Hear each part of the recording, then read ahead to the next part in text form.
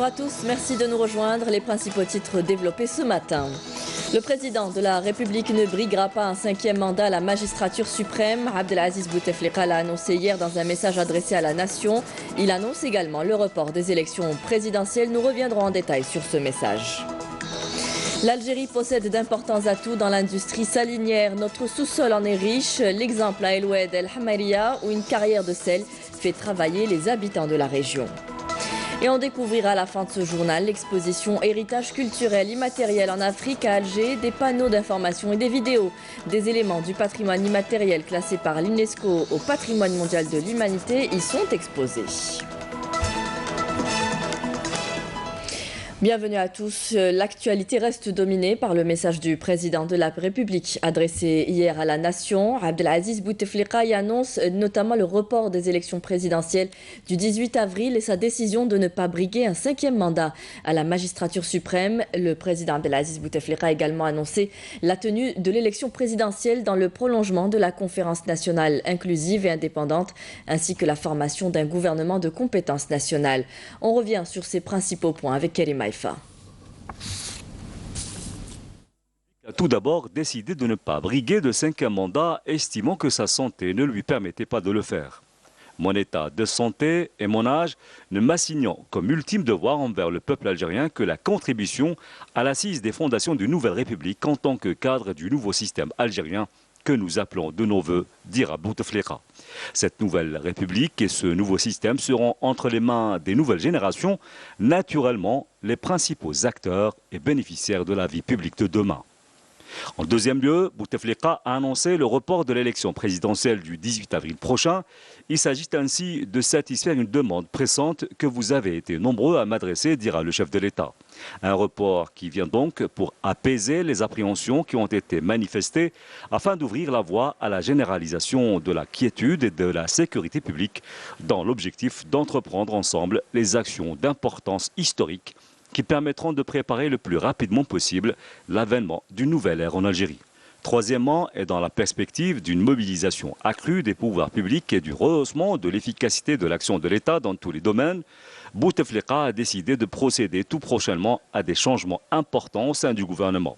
Ces changements, dira le président de la République, constitueront une réponse adéquate aux attentes dont vous m'avez saisi, ainsi qu'une illustration de ma réceptivité à l'exigence de reddition de comptes et d'évaluation rigoureuse dans l'exercice des responsabilités à tous les niveaux et dans tous les secteurs. Comme quatrième annonce, le chef de l'État a insisté sur l'organisation d'une conférence nationale inclusive et indépendante qui sera une enceinte dotée de tous les pouvoirs nécessaires à la discussion, l'élaboration et l'adoption de tout type de réformes devant constituer le socle du nouveau système que porte le lancement du processus de transformation de notre État-nation. En cinquième lieu, Bouteflika a annoncé l'installation prochaine d'une commission électorale nationale indépendante qui se chargera de l'organisation de l'élection présidentielle qui aura lieu dans le prolongement de la conférence nationale inclusive et qui sera organisée sous l'autorité exclusive d'une commission électorale nationale indépendante dont le mandat, la composition et le mode de fonctionnement seront codifiés dans un texte législatif spécifique. Sixième engagement pris par le chef de l'État, la formation d'un gouvernement de compétences nationales bénéficiant du soutien des composantes de la conférence nationale. Un gouvernement qui assumera la supervision des missions de l'administration publique et des services de sécurité et apportera sa pleine collaboration à la commission électorale nationale indépendante. Pour sa part, le Conseil constitutionnel assumera en toute indépendance les pouvoirs que lui confère la Constitution et la loi en matière d'élection présidentielle. Enfin, Bouteflika s'est engagé devant le peuple algérien à ne ménager aucun effort pour que les institutions, structures et collectivités locales se mobilisent pour concourir à la pleine réussite de ce plan de travail. Je m'engage également, dira le chef de l'État, à veiller à ce que toutes les institutions constitutionnelles de la République exercent leurs pouvoirs respectifs au service exclusif du peuple algérien et de la République. Je m'engage également, conclura Bouteflika, à remettre les charges et les prérogatives de président de la République au successeur que le peuple algérien aura librement élu. Dans le reste de l'actualité nationale, le général de corps d'armée Ahmed Gaïd Salah, vice-ministre de la Défense nationale, chef d'état-major de l'ANP, effectuera demain mercredi une visite de travail à l'école supérieure de guerre. Lors de cette visite, le général de corps d'armée présidera la 12e session du conseil d'orientation de l'école, conformément aux dispositions du décret présidentiel du 26 septembre 2005 portant création de l'école supérieure de guerre. Je vous le disais en titre, notre pays possède d'importantes potentialités en sel. L'industrie salinière gagnerait à être développée d'ailleurs. Voici l'exemple d'une carrière de sel située à El Oued, à Oued Hamaria plus précisément. Le gisement s'étend sur 80 km, une véritable petite économie qui fait tourner la région. Cette richesse est d'ailleurs exploitée par de nombreuses entreprises privées. Camélia Melal. Nous sommes dans la mine de sel de Oued el-Hamriya à Al Oued, un gisement qui s'étend sur une superficie de 80 km. C'est à partir d'ici qu'on extrait le sel. Il est ensuite transformé et adapté à un usage industriel ou alimentaire, conformément aux normes sanitaires. Nous produisons près de 2,5 tonnes par heure de sel. Nous allons ouvrir prochainement une autre unité de production d'une capacité de près de 70 tonnes par heure. Après l'extraction du sel, nous le passons au crible, puis on le lave pour enfin le commercialiser à un prix très raisonnable, puisque l'État nous fixe un prix qui est de l'ordre de 3000 dinars la tonne, alors que nous le vendons à 1750 dinars la tonne. Pour impulser cette activité, plusieurs entreprises privées ont donc investi ce créneau, permettant ainsi la création de centaines de postes d'emploi pour les habitants de cette région. Nous sommes tous venus de Oued Jeddi, Oued Sidi Zerzour, Oued Mhenna et Oued Arab pour exploiter ce sel. Les pouvoirs publics devraient accompagner ces investisseurs pour enfin pénétrer le marché étranger, puisque nous arrivons aujourd'hui à couvrir le marché national. Un objectif que la mine de Oued el-Hamriya compte atteindre à l'échéance 2020 grâce à de nouveaux investissements. Une soixantaine d'exposants participent au 5e salon inversé de la sous-traitance. Plusieurs secteurs sont représentés à cette exposition, notamment la mécanique, la construction métallique, l'électricité, l'électronique, ainsi que les hydrocarbures et pas que. L'industrie militaire expose également ses produits. Naïma Haouch. Dans le but de promouvoir l'économie nationale et encourager le produit local de l'industrie militaire, des unités de production de l'armée nationale ont pris part au Salon national inversé de la sous-traitance au Palais des Expositions Pain-Maritime Alger. En application des instructions du vice-ministre de la Défense nationale, le général de corps d'armée, la société publique à caractère industriel et commercial participe à ce salon afin d'exposer ses services et trouver ainsi d'autres partenaires algériens dans le domaine des pièces de rechange. Le complexe de mécanique industrielle de Msmara, dans la 5e région militaire, sous la tutelle de la direction des fabrications militaires, participe à cet événement afin de trouver des sous-traitants algériens capables de fabriquer des pièces de rechange des véhicules blindés légers. Le pavillon comprend des unités de production qui dépendent de la direction centrale de l'équipement.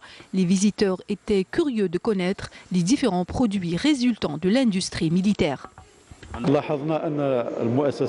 Nous avons constaté que les infrastructures militaires possèdent de grandes capacités et peuvent avoir beaucoup d'activités dans la sous-traitance. Donc ça permet de voir qu'il y a une intégration de l'industrie. Déjà, ces deux entités sont en train de faire toute la chaîne de production. Ce salon est une opportunité pour dévoiler la base solide du génie et de l'industrie militaire nationale. Et ce 5e salon inversé de la sous-traitance a débuté hier au Palais des Expositions des Pains Maritimes à Alger avec l'objectif d'accroître l'intégration industrielle nationale pour réduire les importations. Yasmine Chouir.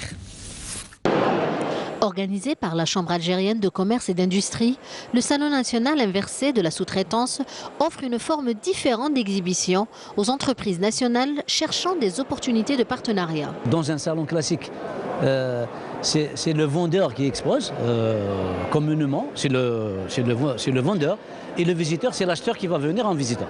Là, c'est l'inverse. Donc c'est la demande qui expose. C'est celui qui exprime un besoin qui expose.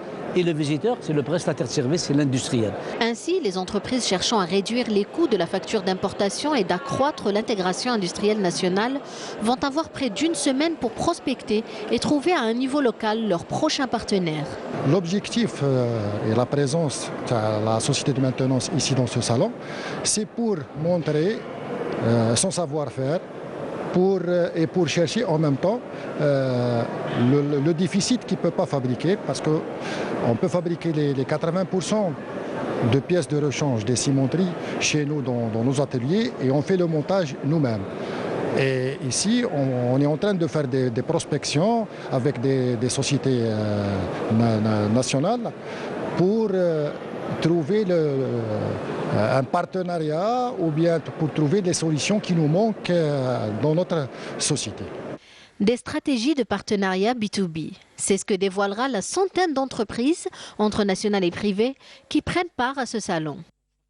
Dans ce sens, CEAL se contractualise avec environ 3000 entreprises nationales du secteur privé et public. Identifier les producteurs nationaux susceptibles à se substituer à l'importation. Permettre au maximum d'entreprises de se rencontrer, contribuer à la substitution de la production nationale aux importations, accroître l'intégration industrielle nationale ou encore améliorer la connaissance du potentiel de production nationale. Tout autant d'objectifs que s'est tracé ce salon à travers les expositions mais aussi les différentes conférences et tables rondes prévues en marge de cette activité.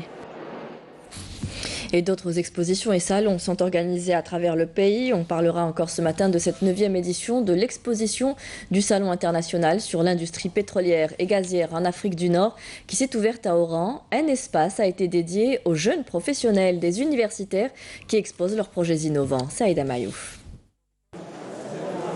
The Young Professional ou le jeune professionnel, un espace mettant en exergue les projets innovants des étudiants des différentes universités du pays œuvrant dans le secteur des énergies. La faculté contient plusieurs spécialités. Les deux seules spécialités qui sont participées, c'est la pétrochimie, génie de raffinage et l'énergétique de génie mécanique. On a participé avec 9 posters. Nous avons eu le 3e prix pour un projet d'innovation. Innovation dans la biodégradabilité et tout. Alors notre objectif et notre mission dans l'université, c'est créer des gens qui vont créer d'emplois, non chercher d'emploi, par la mobilisation des savoir-faire des étudiants. En visitant les stands de l'exposition, le PDG de la Sonatrach n'a pas manqué d'exprimer son admiration devant la parfaite organisation de cet événement grandiose. Et évidemment, le rôle de la Sonatrach est très important. C'est pour ça que je suis venu personnellement voir ici. Et surtout encourager les gens qui ont organisé cette conférence. C'est vraiment très bien. Je vois qu'il y a beaucoup plus de monde. Je lui ai dit que j'aurais souhaité voir un peu plus de start-up et jeunes entreprises. La prochaine fois, on participera personnellement. Il y a des jeunes aussi, le NAPEC Young Professionals, qui sont ici pour présenter leurs innovations. Ils ont été visités hier par notre ministre de l'Énergie, M. Mostafa Guitouni, et qu'ils ont été très satisfaits de sa visite pour un peu booster cette jeunesse et lui donner c'est-à-dire un espace de communication, d'échange et les aider à atteindre leurs objectifs. Il y a aussi l'exposition, plus de 600 exposants venant de 41 pays qui sont présents.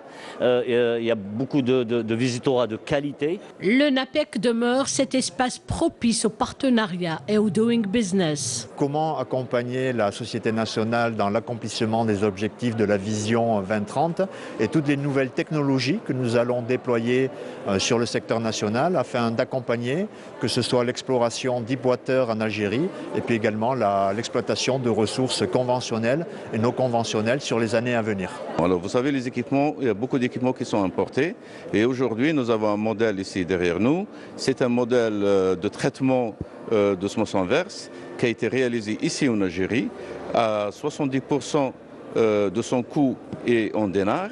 Et nous avons aussi d'autres équipements que nous avons exposés aussi, des équipements qui ont été réalisés dans les études par des ingénieurs algériens et dans la réalisation par des techniciens algériens. Constituant un véritable baromètre des avancées dans le secteur énergétique, le NAPEC se veut également cet espace fructueux afin de débattre des perspectives offertes aux investisseurs en matière d'industrie pétrolière et gazière, mais également les défis à relever afin de les promouvoir et d'aller par là même vers un développement durable.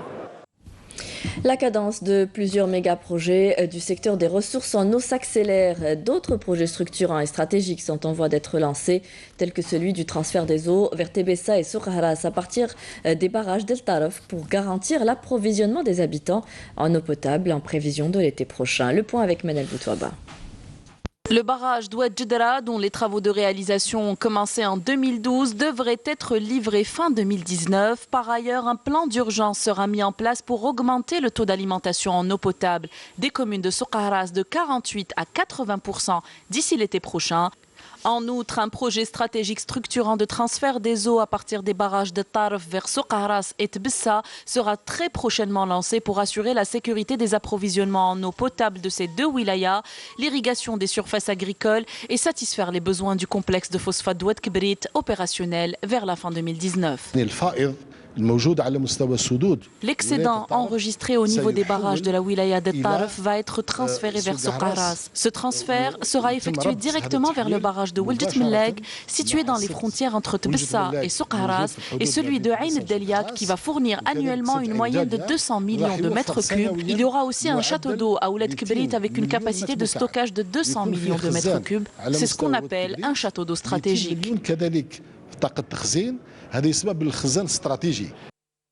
26 projets de barrages à l'échelle nationale ont été terminés et 5 grands barrages sont actuellement en cours de réalisation.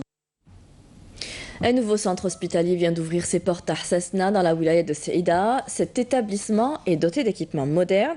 D'une capacité de 60 lits, le centre constitue une valeur ajoutée à cette région qui enregistre un manque flagrant en infrastructures sanitaires. Céline Ben Saïdi. Un nouveau centre hospitalier ouvre enfin ses portes à Sassna, wilaya de Saïda. D'une capacité de 60 lits, cet établissement est doté de tous les aménagements modernes pour assurer une bonne prise en charge des malades. Ce centre dispose de différents services, à savoir la chirurgie, la réanimation, la rééducation. Nous avons aussi le service des urgences médicales, un laboratoire, un service de radiologie et un service gynécologie, obstétrique. Cette région enregistrait un sérieux manque en infrastructures sanitaires. Cet établissement est doté de tous les aménagements nécessaires. Les médecins et les infirmiers sont tous à pied d'œuvre.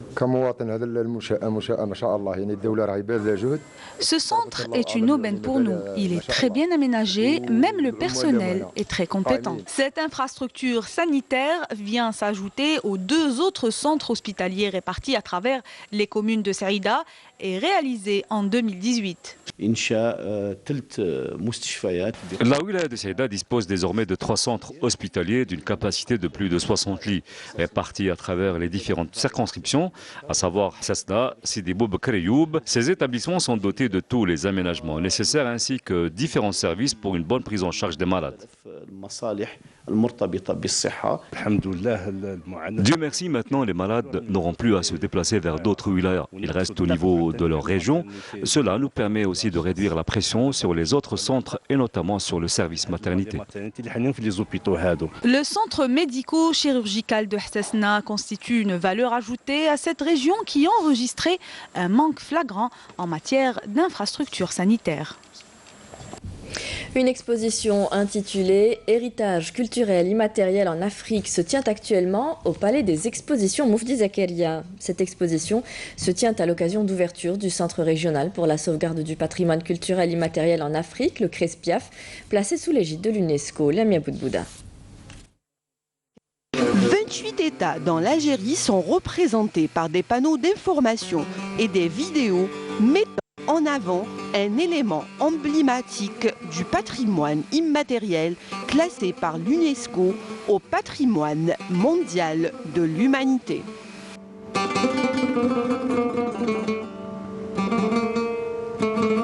Le CRESPIAF, le centre régional à Alger pour la sauvegarde du patrimoine culturel immatériel en Afrique, qui vient d'être créé sous l'égide de l'UNESCO, qui est basé à Alger, mais qui va s'occuper de tout le patrimoine immatériel en Afrique et qui va donc servir les objectifs stratégiques de l'UNESCO en faveur de la Convention.